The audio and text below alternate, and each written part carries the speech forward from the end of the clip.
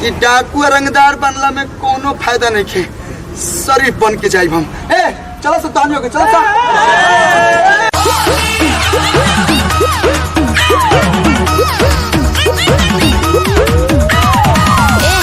जल्दी से लगाई और जाई। अरे हेतना हड़बड़ाहट का बरू लगावे तो लहे लहे। छोड़ी ना। ओए बोहनिया अब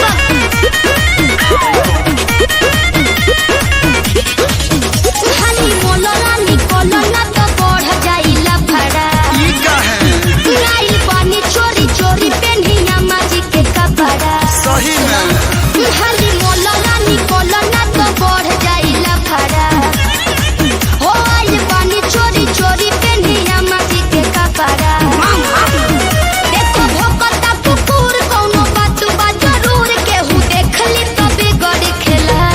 तो हमार पिचकारिया उदास से रहेगा। तू साफा लीलगड़ा से रहेगा, समझ आया? रंगावा नहीं का? मलावा नहीं रंगावा नहीं नहीं था तो बोलाई काहेला। रंगावा नहीं नहीं था तो बोलाई काहेला।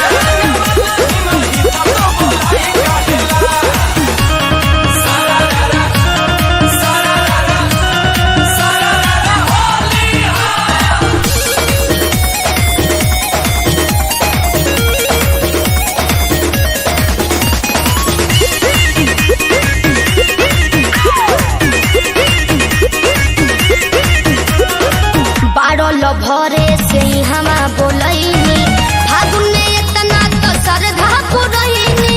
भाड़ा लगा के इतना दूरी से आईनी बड़ी अमघी खाली दूगो पुआ खैनी। हर तनी मनी और लगावे दे।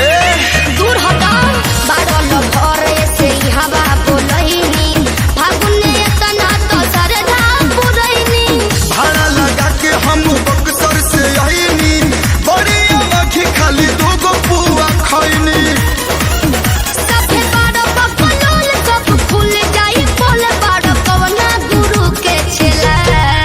जानत नहीं खू हसमत रंगवा नहीं मलवा नहीं रंगवा नहीं नहीं था तो बोलही कहेला। रंगवा नहीं नहीं था तो बोलही कहेला। जल्दी भाग जाइए से।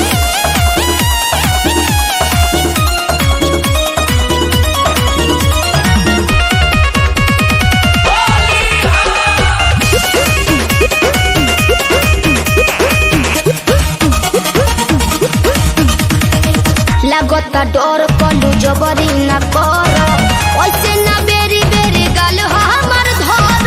सोनू सुधा करके पतो न चली हम हुरो गोरो तनी तू हुरो गोरो। प्लीज कोऑपरेट में सोना। बताई हो लागता डर कलू जबरी न कर ऐसे न बेरी बेरी गाल हमर धर।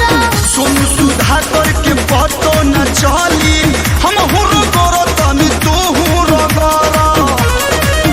बात मन हम धन ला सुबा बरसन लोग हमरे फेरा में रहेला।